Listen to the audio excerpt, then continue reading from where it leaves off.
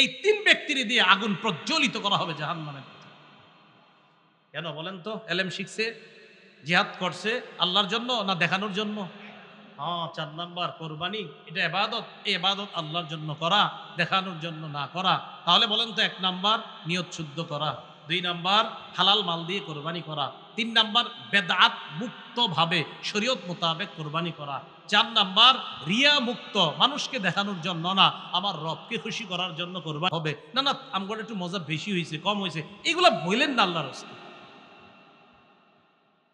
আবার হিসাব করে যে এটা বাজারে বেচলে কত টাকার গোস্ত বেচা যায় তো দেখি, তো হিসাব করে দেখে আহা, কিনলাম 1 লাখ দিয়া, গোস্ত তো 80,000 টাকার বেচা হবে, হইতো তার মানে কি 20,000 টাকা লস খাইলাম।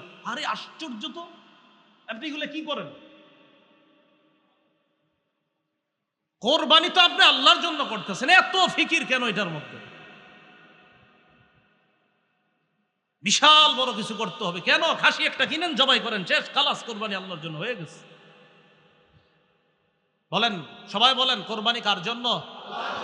আল্লাহ কিছু যদি খাইতে দেয় খাবো, আল্লাহ তৌফিকে রিজিকে রাখলে খাবো, রিজিকে না রাখলে খাবো না। আমার মাকসাদ, আমি পশু জবাই করছি আল্লাহর জন্য, রিজিকে থাকলে খাবো ইনশাআল্লাহ। এটা খাওয়ার আগেও তো মরে যেতে পারি, আমি কোরবানি দেওয়ার একটু পরেও মরতে পারি গোস্ত খাওয়ার আগে। আমার মাকসাদ গোস্ত খাওয়া ছিল না, আমার রব মায়া করে গোস্ত আমারে খাওয়ায়। আল্লাহ পাক রব্বুল আলামিন বলেন, কদ কানাত লাকুম উসওয়াতুন হাসানাতুন ফি ইব্রাহিম ওয়াল্লাযিনা মাআ। ইব্রাহিম নবী এবং তার সাথে যারা ঈমানদার, তাদের মাঝে তোমাদের জন্য উত্তম আদর্শ রয়েছে। তাদের মাঝে তোমাদের জন্য কি রয়েছে? উত্তম আদর্শ রয়েছে।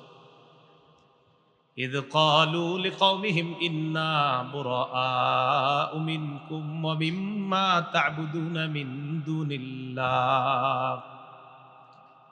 যখন তারা তাদের সম্প্রদায়কে বলল, ইন্না বুরাআউ মিনকুম ওয়া মিম্মা তা'বুদুনা মিন দুনিল্লাহ, আমরা তোমাদের থেকে মুক্ত, তোমাদের সাথে আমাদের কোনো সম্পর্ক নাই। আর তোমরা আল্লাহ ছাড়া যাদের ইবাদত করো, পূজা করো, তাদের সাথে আমাদের কোনো সম্পর্ক নাই। এটা ইব্রাহিম নবী এবং তার সাথে ঈমানদার যারা, তারা বলে দিল যে তোমাদের সাথে আমাদের কোনো সম্পর্ক নাই, তোমরা যাদের ইবাদত করো তাদের সাথে আমাদের কোনো সম্পর্ক নাই।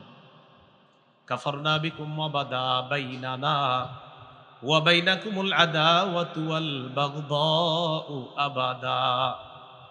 আমরা তোমাদেরকে অস্বীকার করি, মানে তোমাদের এই আকীদা বিশ্বাসকে আমরা অস্বীকার করি, তোমাদের আকীদা বিশ্বাসকে আমরা অস্বীকার করি। তোমরা আল্লাহ ছাড়া যাদের ইবাদত করে, বিশ্বাসকে আমরা অস্বীকার করি। বাদা বাইনানা ওয়া বাইনাকুমুল আদাওয়া, আমাদের মাঝে আর তোমাদের মাঝে শত্রুতা এবং বিদ্বেষ, বাধা স্পষ্ট হয়ে গেছে। আবাদা কয় ততক্ষণ পর্যন্ত, লম্বা সময়ের জন্য, হাত্তা তুমিনু বিল্লাহি ওয়াহদা, যতক্ষণ আল্লাহর উপর ঈমান না আনবা ততক্ষণ পর্যন্ত তোমাদের সাথে আমাদের কোনো ভালো সম্পর্ক নাই, শত্রুতা থাকবে তোমাদের সাথে আমাদের। এখান থেকে বোঝা যায় কাউরে মোহাব্বত করা আল্লাহর জন্য, আবার কারো সাথে বিদ্বেষ রাখাও আল্লাহর জন্য। এই যে ইব্রাহিম নবী আর তার সাথে ঈমানদাররা বলছে, তোমাদের সাথে আমাদের কোনো সম্পর্ক নাই, তোমাদের থেকে আমরা মুক্ত, ততদিন পর্যন্ত তোমাদের সাথে সম্পর্ক নাই যতদিন এক আল্লাহর উপর ঈমান না আনবা। এক আল্লাহর উপর কি না আনবা? ঈমান না আনবা। এই জন্য মনে রাখবেন, কাউকে মহব্বত করা আল্লাহর জন্য, আবার কাউকে ঘৃণা করা এটাও কার জন্য? আবু দাউদ শরীফের বর্ণনা, 4681 নম্বর হাদিসের বর্ণনা। قال رسول الله صلى الله عليه وسلم من أحب لله وأبغض لله وأعطى لله ومنع لله فقد استكمل الإيمان।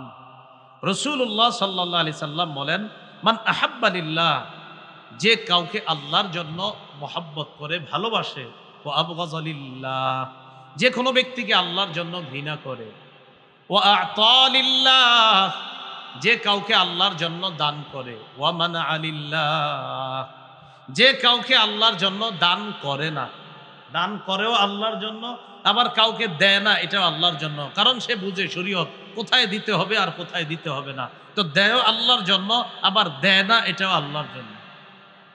ফাকাদ ইস্তাকমালাল ঈমান, সে ঈমানকে পরিপূর্ণ করলো। বলেন কি কে পরিপূর্ণ করলো? ঈমানকে পরিপূর্ণ করলো, সে ঈমানকে পরিপূর্ণ করলো। খারাপ জিনিসের জন্য আপনাদের কাছে যদি কেউ চাঁদা চায়, দান চায়, এখানে দেওয়া জায়েজ আছে? তো এই যে আপনি দিলেন না, কারে খুশি করার জন্য? আল্লাহরে খুশি করার। আবার যেখানে দিলে সওয়াব আছে, সেখানে দিলেন কাকে খুশি করার জন্য? এইটাই আল হুব্বু লিল্লাহ ওয়াল বুগযু লিল্লাহ, আল ইতা লিল্লাহ ওয়াল মানউ লিল্লাহ। দিবেন আল্লাহর জন্য, আবার দিবেন না আল্লাহর জন্য। রাসূল বলেন এটাই তো পরিপূর্ণ ঈমান। তো ইব্রাহিম নবী আর তার সাথে ইমানদাররা বলল, তোমাদের সাথে আমাদের সম্পর্ক নাই যতক্ষণ আল্লাহর উপর ঈমান না আনবা। এটা হলো জিলহজ মাস আসলে ইব্রাহিম নবীর দৃঢ় ঈমান, এই ঈমানে উজ্জীবিত হওয়ার মাস জিলহজ মাস। আরেকটা হলো নিজেকে আল্লাহর কাছে সঁপে দেওয়ার মাস জিলহজ মাস। এটা কেমন? সূরা বাকারার 131 নম্বর আয়াতে আল্লাহ বলেন, ইয ক্বালা লাহু রাব্বুহু আসলিম। ইব্রাহিম নবীকে তার রব যখন বললেন তুমি সারেন্ডার করো, আত্মসমর্পণ করো, ইব্রাহিম নবী জবাব দিলেন, আসলামতু লিল্লাহি রাব্বিল আলামিন, আমি বিশ্ব জগতের রব আল্লাহর কাছে সমর্পণ করলাম, আমি নিজেকে সঁপে দিলাম। ইব্রাহিম নবী নিজেকে কার কাছে সঁপে দিছে? এবার দেখেন কিভাবে সঁপে দিছে। আল্লাহর কাছে নিজেকে সঁপে দেওয়ার সবচেয়ে শ্রেষ্ঠ দৃষ্টান্ত, আল্লাহর হুকুম পালন করতে গিয়ে জিলহজ মাসে নিজের সন্তানকে জবাই করার জন্য ইব্রাহিম নবী পরিপূর্ণ তৈরি হয়ে গেছে। সূরা আস-সাফফাতের 102 থেকে 107 নম্বর আয়াতে আল্লাহ বলেন, আউযু বিল্লাহি মিনাশ শাইতানির রাজীম, ফালাম্মা বালাগা মাআহু আস-সা'য়া ক্বালা ইয়া বুনাইয়া ইন্নী আরা ফিল মানাম আন্নী আযবাহুকা ফানজুর মাযা তারা। ইসমাঈল আলাইহিস সালাতু ওয়াস সালাম যখন তার আব্বার সাথে কাজ করার বয়সে উপনীত হলেন, মানে এখন কাজ করতে পারে। সন্তান কখন কাজ করতে পারে বাবা বুঝতে পারে না, যে হ্যাঁ ছেলেটারে এখন নিয়ে একটু কাজ টাজ করানো যায়। তো ইব্রাহিম নবী যখন কাজ করার বয়সে উপনীত হলেন, ইসমাইল নবী যখন কাজ করার বয়সে উপনীত হলেন, বাবা ইব্রাহিম নবী ইসমাইল নবীকে নিয়ে একদিন বের হলেন। قال يا بني إني أرى في المنام أني أذبحك فانظر ماذا ترى। ইব্রাহিম নবী সন্তানকে বললেন, ইন্নী আরা ফিল মানাম আন্নী আযবাহুকা, আমি স্বপ্নে দেখলাম আমি তোমারে জবাই করতেছি। নবীদের স্বপ্ন সত্য, নবীদের স্বপ্ন ওহী। আমি তোমাকে জবাই করব বাস। ফানজুর মাযা তারা, তুমি চিন্তা করে দেখো তোমার কি অভিমত। এখানে মুফাসসিরিনে কেরামের একদল লিখেছেন, ইব্রাহিম নবী সন্তানের অভিমত কেন চাইলেন? আল্লাহ হুকুম করছে বাস পালন করবে, এখানে সন্তানের অভিমত চাওয়ারই দরকার কি? হুকুম কার? হুকুম কার? তো আল্লাহর হুকুম পালনে আবার অভিমত কিসের? কথা বুঝছেন নি? সন্তানরে জবাই করতে বলছে আল্লাহ, বাস আল্লাহর হুকুম পালন করবে, এখানে অভিমত চাওয়া দরকার কি সন্তানের কাছে? মুফাসসিরিনে কেরাম খুব সুন্দর কথা লেখছে। ইব্রাহিম নবী সন্তানকে পরীক্ষা করতে চাইলেন কি? প্রথমে বুঝবেন, ইসমাইল নবী জবাবে হা বলুক আর না বলুক, ইব্রাহিম নবী তো জবাই করবেন। শুধু পরীক্ষা করতে চাইলেন, দেখি আমার সন্তান আল্লাহর হুকুম পালনে কেমন আগ্রহী, এটা পরীক্ষা করতে চাইলেন। উনি হা বলুক আর না বলুক জবাই তো করবে, কারণ হুকুম কার? আল্লাহ। তো এই জন্য সন্তানকে বললেন, তোমার কি অভিমত জানাও। সন্তান জবাব দিলেন, ইয়া আবাতি ফাল মা তুমার। ক্বালা, ইসমাইল নবী বললেন, ইয়া আবাতি ফাল মা তুমার, আব্বা আপনাকে যেই হুকুম করা হয়েছে, যে আদেশ করা হয়েছে আপনি পালন করেন। কিসের আবার আমার অভিমত? সাতাজিদুনি ইনশাআল্লাহু মিনাস সাবিরিন। আব্বা আল্লাহ চাহেন তো আপনি আমাকে ধৈর্যশীলদের অন্তর্ভুক্ত পাবেন, আমি ধৈর্যশীলতার পরিচয় দিব। আমাকে জবাই করবেন, আমি এমনটা না যে পালিয়ে যাব, আমিও যথেষ্ট সহযোগিতা করব, ধৈর্যের পরিচয় দিব। আপনি আল্লাহর হুকুম পালন করেন। ফালাম্মা আসলামা ওয়াতাল্লাহু লিল জাবিন, যখন দুজন আত্মসমর্পণ করলেন আল্লাহর কাছে, আগে একজনের কথা ইব্রাহিম নবী, এখন দুইজনের কথা বলে ফেলছেন আল্লাহ। ফালাম্মা আসলামা, তারা দুইজন যখন আল্লাহর কাছে আত্মসমর্পণ করলেন, এতে বোঝা যায় যে রবের হুকুম পালন করতে বাবা যেমন 100% প্রস্তুত, সন্তানও তেমন 100% প্রস্তুত। যে আব্বা আপনি জবাই করবেন, আপনিও যেমন আল্লাহর হুকুমে আমারে জবাই করবেন, যেমন আপনি পরিপূর্ণ তৈরি, আমিও আপনার এই জবাইয়ে সাড়া দিব, আমাকে জবাই করবেন, আমি জবাই হওয়ার জন্য পরিপূর্ণ প্রস্তুত। এই জন্য আল্লাহ বলছে আসলামা, দুজন আত্মসমর্পণ করছে, জি আল্লাহ রাজি আছি আমরা। ওয়াতাল্লাহু লিল জাবিন, ছুরি চালাইছে ইব্রাহিম আলাইহিস সালাতু ওয়াস সালাম, ছুরিও চালাইছে। ইব্রাহিম আলাইহিস সালাতু ওয়াস সালাম যখন ছুরি চালাইলেন, আল্লাহ পাক রব্বুল আলামিন ডাক দিলেন, ওয়ানাদাইনাহু আইয়া ইব্রাহিম ক্বাদ সাদ্দাকতার রুইয়া। আমি ইব্রাহিমকে ডাক দিয়ে বললাম, ইব্রাহিম তুমি যেই স্বপ্ন দেখেছো, এই স্বপ্ন তুমি সত্যে পরিণত করেছো। আমি শুধুমাত্র তোমার থেকে এই স্বপ্নের বাস্তবায়নটা দেখতে চেয়েছিলাম। আমি তোমার কাছে কোরবানি চেয়েছিলাম, তুমি তৈরি কিনা। আমি আল্লাহ শুধু দেখলাম তুমি আমার হুকুম পালন করার জন্য কতটা প্রস্তুত। তো আল্লাহ বলছেন সদ্দাক্তা, আমার হুকুম পালনে তুমি পরিপূর্ণ সত্যায়ন করেছো। স্বপ্নে যা দেখছো এটা তুমি সত্যায়ন করেছো, আমি আল্লাহ স্বীকৃতি দিলাম। তুমি তো চালাইছো, ছুরি চালাইছো। ইন্না কাযালিকা নাজিজিল মুহসিনিন, আল্লাহ বলে নেককার মানুষদেরকে আমি এমনি পরীক্ষা করি। এজন্য মনে রাখবেন, আল্লাহ কোরবানি চান, কোরবানি নেন না। কি বলছি? নেন না, চায় আপনার থেকে তৈরি, আপনি তৈরি কিনা। বাস তৈরি হয়ে যখন পরিপূর্ণ রেডি, আল্লাহ ঠিক আছে যাও, আমি একটু দেখতে, তখনই আল্লাহর পক্ষ থেকে সাহায্য আছে। বান্দা যখন পরিপূর্ণ তৈরি না, আল্লাহ আমি এটা করবই, ঠিক আছে আমার সাহায্য তোমার উপর আসবে।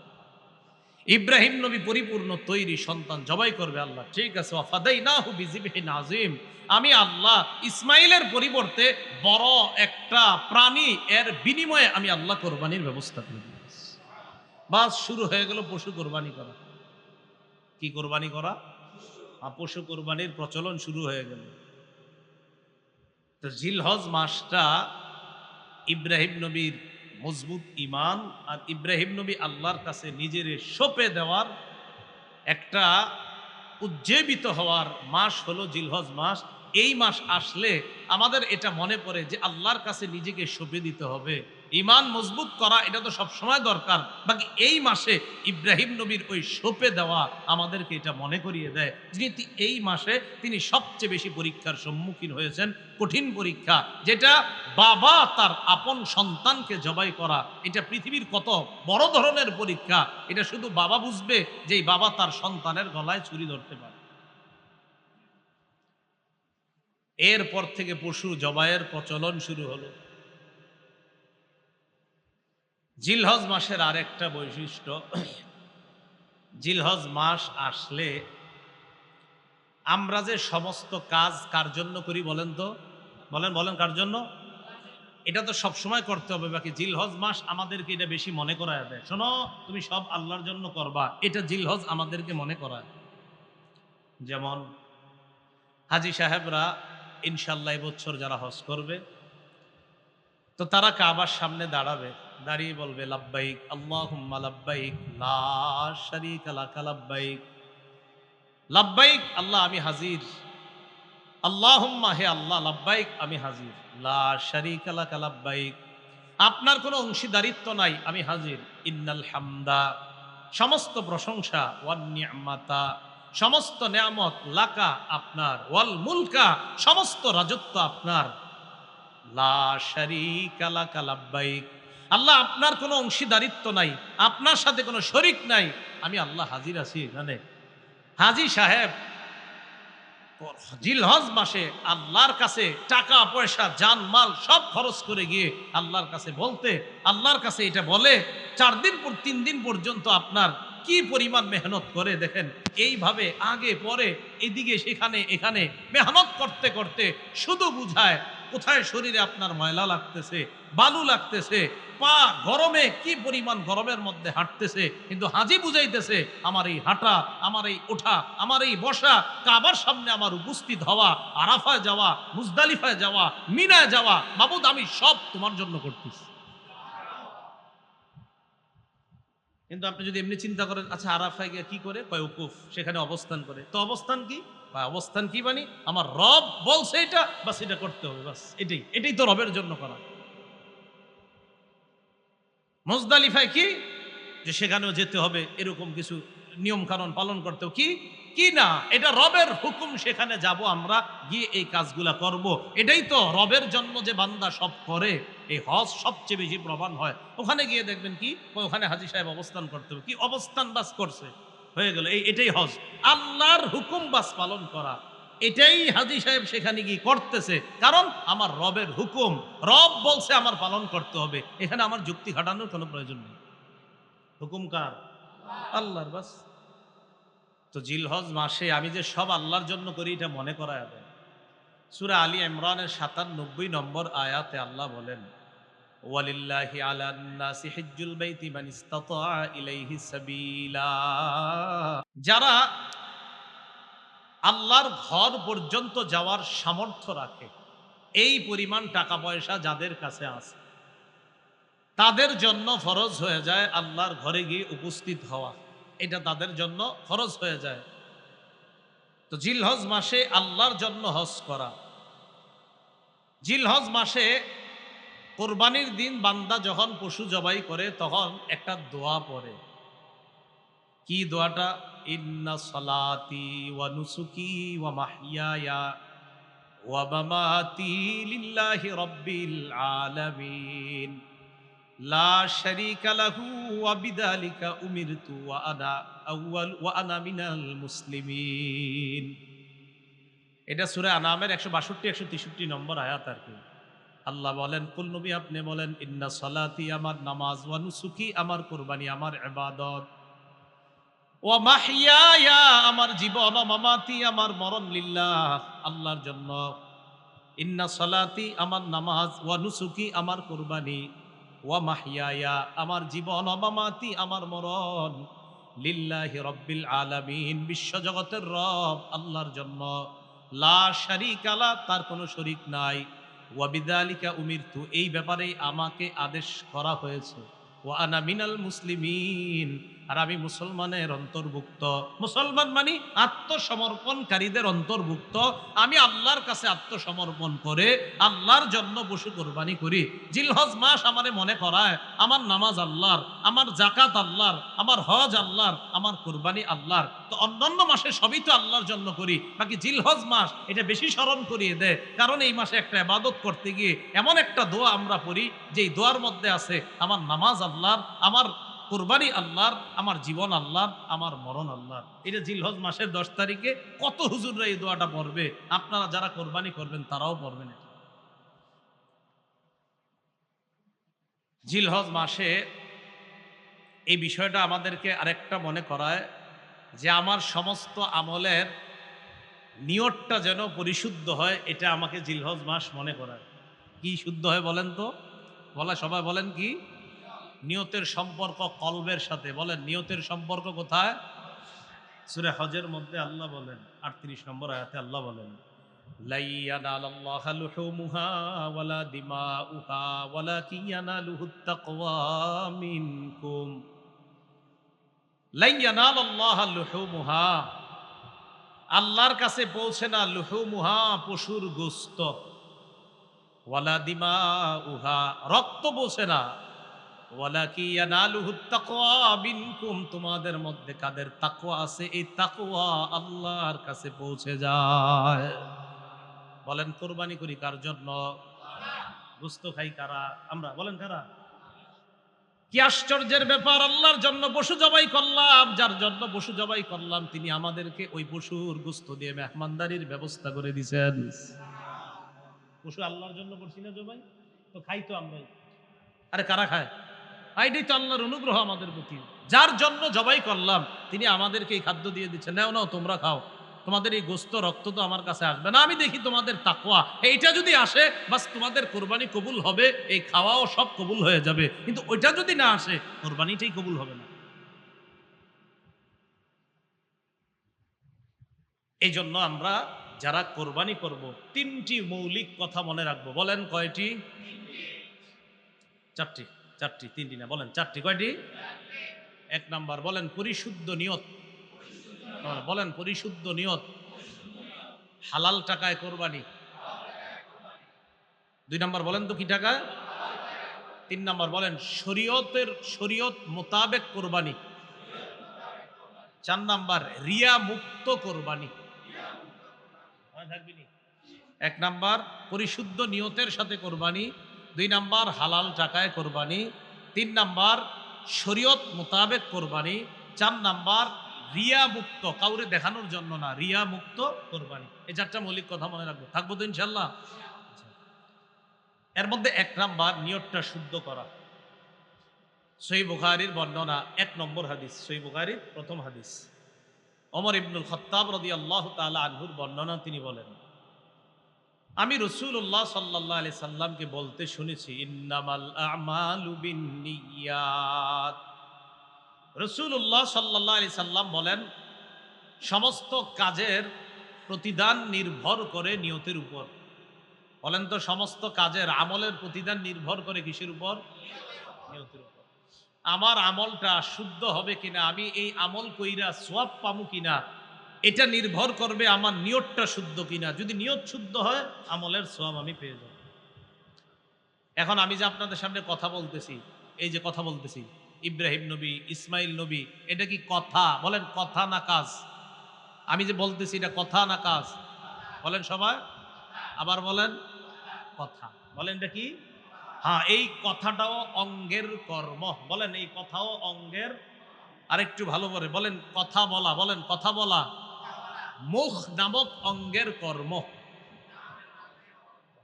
এখন এই কথা যদি ভালো কথা হয় এটা ভালো আমল, কথা যদি খারাপ কথা হয় এটা খারাপ আমল। বুঝেননি? আল্লাহ জানে বুঝছেন। সত্য কথা এটা মুখের ভালো কাজ, মিথ্যা কথা এটা মুখের মন্দ কাজ। এই জন্য ইন্নামাল আমালু বিন্নিয়াত, মানে ইন্নামা আমালুল জাওয়ারিহি তুসাবু বিন্নিয়াত, অঙ্গ প্রত্যঙ্গের আমলের প্রতিদান দেওয়া হবে, নিয়তের উপর নির্ভর করবে। অঙ্গ প্রত্যঙ্গের আমলের প্রতিদান দেওয়া হবে। হাত একটা অঙ্গ, পা একটা অঙ্গ, কান একটা অঙ্গ, নাক একটা অঙ্গ, মুখ মুখ অঙ্গ। এই মুখ দিয়া যা করব এটাও আমল, মুখ দিয়ে যা করবো এটা আমল। হ্যাঁ, আমি মুখ দিয়ে বলছি এটা কথা, এটা মুখের, এই যে মুখ দিয়ে বলছি এটা আমার কথা, তবে এই কথাটা মুখের একটা কাজ। কি মুখ কি করছে এখন? মুখ এখন কথা বলছে। এই মুখের কথা যদি ভালো হয় এটা ভালো আমল, মুখের কথা যদি খারাপ হয় এটা খারাপ আমল। এই জন্য ইন্নামাল আমাল মানে ইন্নামা আমালুল জাওয়ারিহ তুসাবু বিন্নিয়াত, অঙ্গ প্রত্যঙ্গের প্রতিদান নির্ভর করে পরিশুদ্ধ নিয়তের উপর। অঙ্গ প্রত্যঙ্গের আমলের প্রতিদান নির্ভর করে পরিশুদ্ধ নিয়তের উপর। এই ইন্নামাল আমালু বিন্নিয়াত হাদিসটাকে ইমাম শাফি, ইমাম আহমদ ইবনে হাম্বল রাহিমাহুমাল্লাহ তারা বলেন, এই হাদিসটা সুলুসুল ইসলাম, ইসলামের ৩ ভাগের ১ ভাগ। পুরা ইসলামকে যদি ৩ ভাগ করা হয়, শুধু এই হাদিসটা হবে ইসলামের ৩ ভাগের ১ ভাগের ব্যাখ্যা। ইন্নামাল আমালু বিন্নিয়াত। তা আপনাদের মনে আসেনি? কয়টা কথা মনে রাখতে হবে? ১ নাম্বার শুদ্ধ নিয়ত, ২ নাম্বার হালাল। সহিহ বুখারীর বর্ণনা ৫২ নাম্বার হাদিস, নোমান ইবনে বাশীর রাদিয়াল্লাহু তাআলা আনহুর বর্ণনা। তিনি বলেন, ক্বালা রাসূলুল্লাহ সাল্লাল্লাহু আলাইহি ওয়াসাল্লাম, আল হালালু বায়্যিনুন ওয়াল হারামু বায়্যিন। রাসূলুল্লাহ সাল্লাল্লাহু আলাইহি সাল্লাম বলেন, হালাল স্পষ্ট, হারাম স্পষ্ট। ওয়া বাইনাহুমা মুশাব্বাহাত ওয়া ফি নুসখা ওয়া বাইনাহুমা মুশতাবিহাত। হালাল স্পষ্ট, হারাম স্পষ্ট, এই দুইটার মাঝে কিছু বিষয় আছে অস্পষ্ট। ফামানিত্তাকাল মুশাব্বাহাত ওয়া ফি নুসখা ফামানিত্তাকাল মুশতাবিহাত। কোন ব্যক্তি যদি সন্দেহযুক্ত জিনিস থেকে বাঁচে ফাকাদ ইস্তাবরা লিদীনিহি ওয়া ইরজিহি, ওই ব্যক্তি তার ধর্ম এবং তার মর্যাদা হেফাজত করে নেয়। যেই ব্যক্তি সন্দেহযুক্ত জিনিস থেকে বাঁচে সে তার ধর্মকে রক্ষা করলো, তার মর্যাদাকে রক্ষা করলো। এখন আপনাদের কমন প্রশ্ন, হুজুর আমরা তিনজন শরিক, এর মধ্যে ওই উত্তর পাড়ার আব্দুর রহিমের টাকাটা একটু সন্দেহ লাগে আমার কাছে, তো সন্দেহ লাগলে এরা নিচ্ছেন কেন? শরিকানার একজনকে সন্দেহ লাগলে এরে নিতেছেন কেন? কথার কথার সন্দেহের মধ্যে দুইটা দিক, হুজুর হালালও হতে পারে হারামও হতে পারে। আল্লাহ না করেন যদি হারাম হয় তো সবার কোরবানি বাতিল, আর হালাল হলে ঠিক আছে। তো এখন কথা হলো সন্দেহ যেহেতু, এটা কইরেন না আপনি। এই জন্য মাথায় রাখবেন, সন্দেহযুক্ত জিনিস থেকে বাঁচলে মাসালাও জিজ্ঞাসা করা লাগে না। এটা কিভাবে আমি প্রায় সময় বলি, দুইটা ধান ক্ষেত, এই ধান ক্ষেতের মাঝখান দিয়ে একটা ছোট্ট আইল আছে, দুই পাশে দুইটা রাস্তা আছে। এই দুই রাস্তা দিয়ে আপনি সহজে রাস্তা পার হতে পারবেন, আবার ধান ক্ষেত দুইটার মাঝখানে ছোট্ট আইল দিয়েও পার হতে পারবেন। আপনার উচিত হলো দুই পাশে দুইটা বড় রাস্তা আছে এগুলো দিয়ে চলে যাওয়া, আপনি এটা না কইরা ধান ক্ষেত দুইটার মাঝখান দিয়ে ছোট্ট একটা আইল, যে আইল দিয়ে চলার সময় দুই পাশের ধান ক্ষেতের ধান আপনার জামার মধ্যে লাগতেছে, লাগে কিনা? আপনি ওই পাশে রাস্তায় উঠছেন গিয়ে, এখন আপনার জামায় 12, 13, 20টা ধান দুই ক্ষেত থেকে লেগে গেছে। এখন মাদ্রাসায় ফোন দিয়েছেন কুমিল্লা, ফোন দিয়ে মুফতি সাহেবরে জিজ্ঞাসা করলেন, হুজুর এরকম আমি আরেক দুইজনের ধান ক্ষেতের মাঝখান দিয়ে আসছি, আসার সময় আমার জামার মধ্যে কিছু ধান লেগে গেছে, এখন কি করা? তো যদিও মুফতি সাহেব ফতুয়া দিয়ে দিবে যে এটা তো তোমার অনিচ্ছায়, রাস্তা দিয়ে আসার সময় 2-4টা ধান লাগতেই পারে। এখন আমার কথা হইল, আপনি এই মাসালাটা দরকার হইল কেন এটা কোন?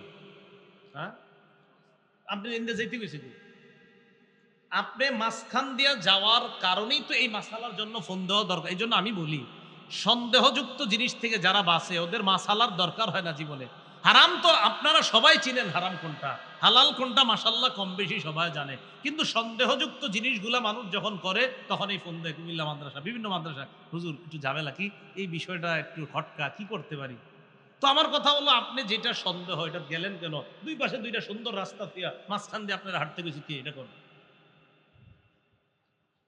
2-4টা ধান যদিও লাগলে আপনি মাফ, মুফতি সাহেবরা ফতুয়া দিবে, এটা সমস্যা নাই। কিন্তু আমার কথা হলো মাসালাটার দরকার হইল কেন, ইন্দে কেন হাঁটলেন সেটা বলেন। এই জন্য রাসূলুল্লাহ সাল্লাল্লাহু আলাইহি সাল্লাম বলেন, সন্দেহযুক্ত জিনিস থেকে বাঁচলে সে তার ধর্ম, তার মর্যাদা রক্ষা করবে। আল্লাহ বুঝার তৌফিক দান করেন। তো হারাম টাকার কোনো শরীককে তো নিবিনি না কোরবানিতে, কিন্তু সন্দেহ যদি থাকে, আমি বলবো সন্দেহ থাকলে তার থেকেও দূরে থাকেন। আর আপনাদের উচিত হলো, যদি পারেন সামর্থ্য থাকলে একা দেন, একা দিলে হালালটা দিলে আপনারটাই দিছেন, হারামটা দিলে আপনি দিছেন। হ্যাঁ, ঝামেলা নাই, আপনি জানেন কি দিছেন না দিছেন। শরিকানা যখন নিবেন, হ্যাঁ নিলে বুঝে শুনে। এই জন্য আপন 3 ভাই, আপন 4 ভাই, আপন 2 ভাই দিলে এটা খুব ভালো। কারণ আপন 3 ভাই যখন একসাথে দেয় কোরবানি, 3 ভাই জানে আমরা 3 ভাই কি কামাই করি না করি, তখন তাদের মাঝে এই সন্দেহগুলা কাজ করে কম, হারামের বিষয়টা এই ঝামেলাটা কম আসে। কিন্তু যখনই আপনি অন্য কাউকে নিতে যাবেন, তখন এলাকার 5-6 জন বলবে, কিরে কারে নিলি কোরবানিতে, কেন জানোস না ওর সমস্যা আছে, এই তো আপনার ভিতরে শুরু হয়ে গেল ঝামেলা। হয় কিনা বলেন বিষয়গুলো? তো এই জন্য সন্দেহ যেখানে আছে এখান থেকে আমরা বেঁচে থাকবো। আল্লাহ কথাগুলো বোঝার তৌফিক দান করে। তাহলে আসেন, 1 নাম্বার নিয়ত শুদ্ধ, 2 নাম্বার হালাল সম্পদ দিয়ে কোরবানি দেওয়া, 3 নাম্বার শরীয়ত মোতাবেক কোরবানি কিভাবে জবাই করব, পশুটা কিভাবে জবাই করব না করব, পশু যখন জবাই করব আমরা কোন রগটা পর্যন্ত কাটতেই হবে, যেটা না কাটার আগ পর্যন্ত পশুটার ওখানে ছুরি লাগায় আপনি চলে গেলেন, কসাই পরে জবাই করলো, এই বিষয়গুলা খুব ভালোভাবে। এই জন্য আলেম যখন কোরবানি করে, অনেক কসাইরা আপনারা থাকেন, আপনারা কি করেন যে হুজুর একটা পুঁজ দিয়ে চলে যান, না উনি পুঁজ দিয়ে চলে যান মানে একটা রগ আছে, যেই রগটার মধ্যে ওইটা লাগতে হবে, লাগার পর এরপরে ওইটার জীবন যায়, জান যায়, ওই রগ পর্যন্ত অন্তত কাটতে দেন, এর আগ পর্যন্ত আপনি তাকে সরাই দিয়েন না। আমি কিন্তু জবাই করি না, আমার বলতেছি না, যারা করে জবাই এটা করা উচিত। আমি অনেক আগে 10-12 বছর আগে 1টা বা 2টা পশু জবাই করছিলাম, জবাই করার সুযোগ হয় না বা কোনো কারণে করি না। এখন যাই হোক, এই যে এই কাজটা আপনারা যারা জবাই করবেন, ওলামায়ে কেরাম বা ছাত্র যারা জবাই করবেন, খুব মন এই জবাইয়ের সময় যেই রগটা আপনার যেই রগটা অন্তত কাটতেই হবে, যেই রগটা কাটলে তার জানটা যায়, ওই রগ পর্যন্ত আপনি চাকুটা চালাবেন। হ্যাঁ, এরপর আপনি ঠিক আছে, ওরা দেখবেন মাঝখানে এইভাবে একটা আঘাত করে কসাইরা, এই কাজটা করতে দিবেন না। গরুর এই জায়গায় মাঝে একটা এইভাবে দেয়, এটা করতে দিবেন না।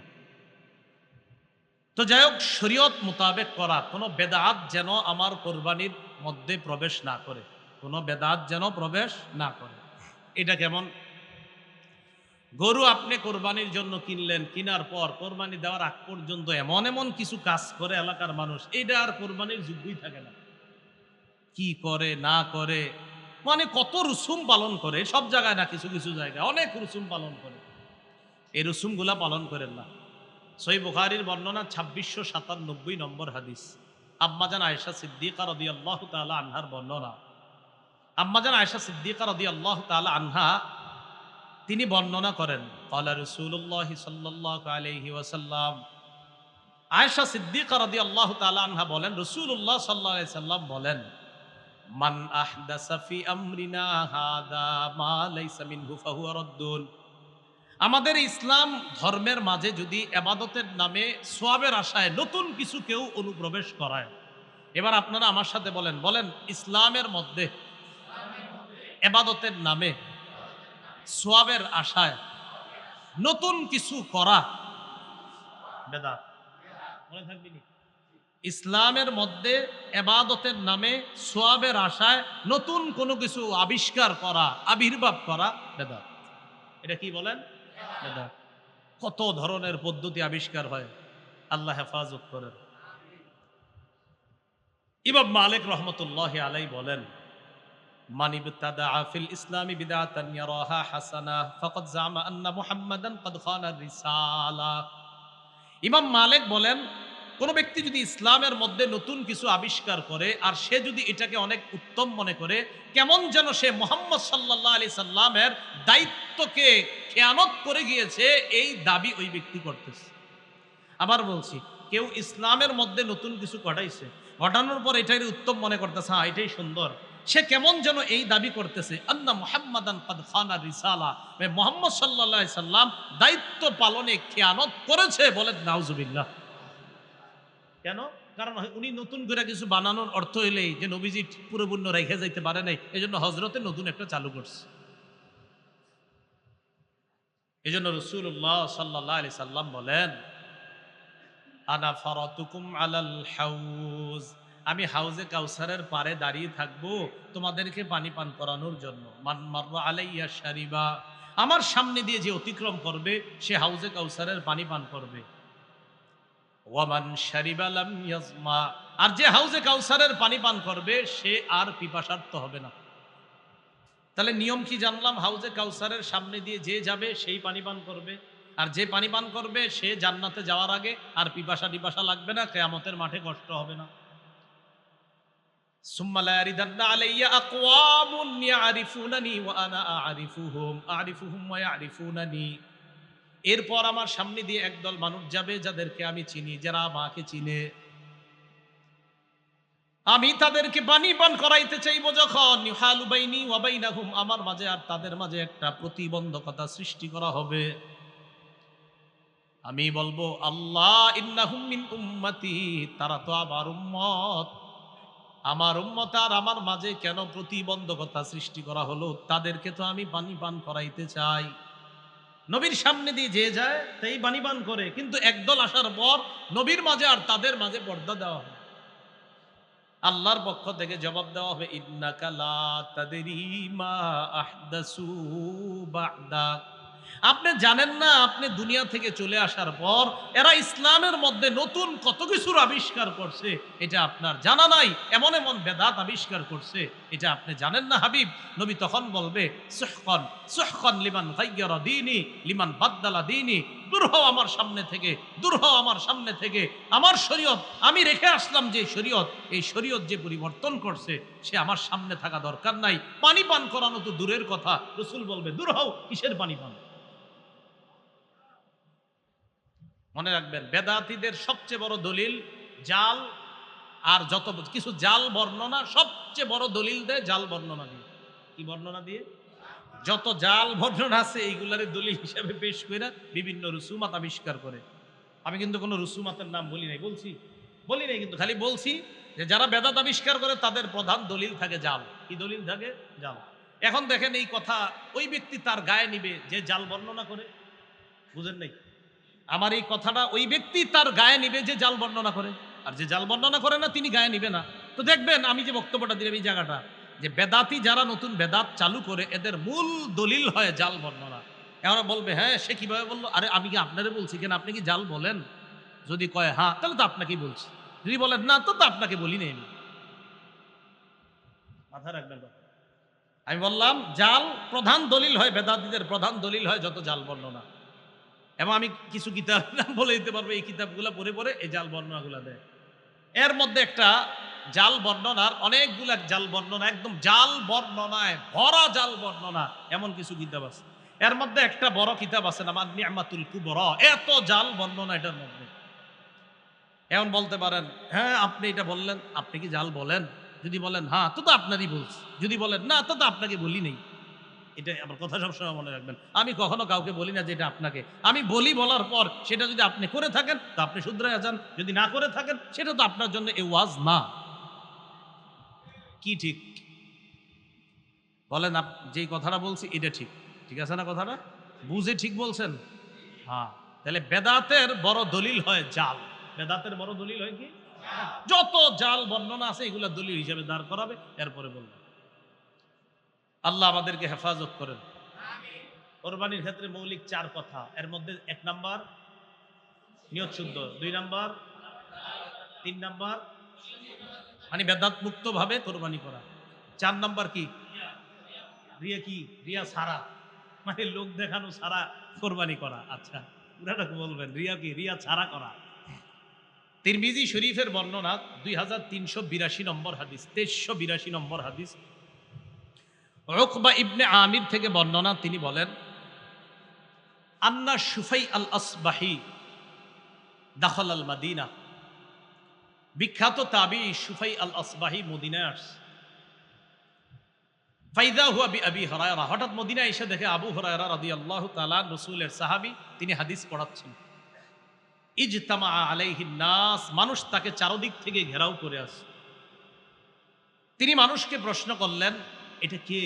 ফাকালু আবু হুরায়রা, চিনো না এটা আবু হুরায়রা রাসূলের সাহাবী। ইউহাদ্দিসুন নাস, তিনি মানুষকে হাদিস পড়াচ্ছেন। শুফাই আল আসবাহি রহমতুল্লাহ বলেন ফাদানাউতু মিনহু, আমি তার কাছে গেলাম। তার কাছে গিয়ে কআদতু বাইনা ইয়াদাইহি, কাছাকাছি বসলাম।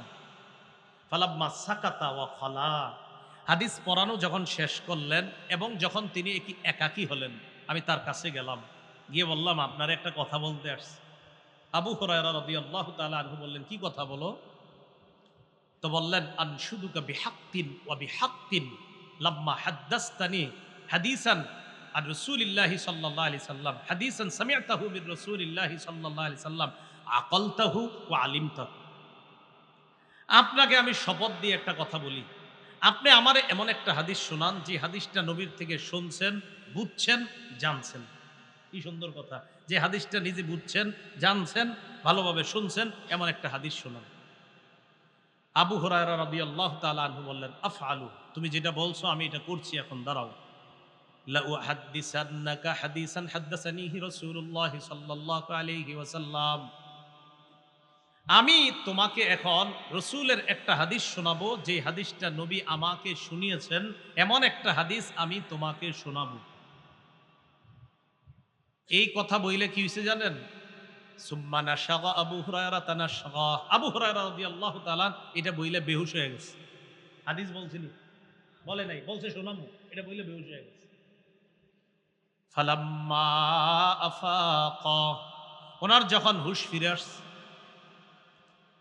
হুশ ফিরে আসার পর তখন তিনি আবার বললেন আফআলু লা উহাদ্দিসান্নাকা হাদিসান হাদ্দাসানিহি রাসূলুল্লাহ সাল্লাল্লাহু আলাইহি ওয়াসাল্লাম ফি হাযাল বাইত মা মা'না আহাদুন গায়রি ওয়া গায়রুহু, আমি তোমাকে এমন একটা হাদিস বলবো যে হাদিসটা নবী আমাকে এই ঘরে শুনিয়েছে, আমি আর নবী ছাড়া এই ঘরে তখন কেউ ছিল না, এমন একটা হাদিস আমারে বলছে, ওই হাদিসটা আমি এখন তোমাকে শোনাবো। তাহলে হাদিসটা গুরুত্বপূর্ণ। এটা বইলে আবার বেহুশ হয়ে গেছে। হাদিস শোনাইছিনি? শোনাইনি।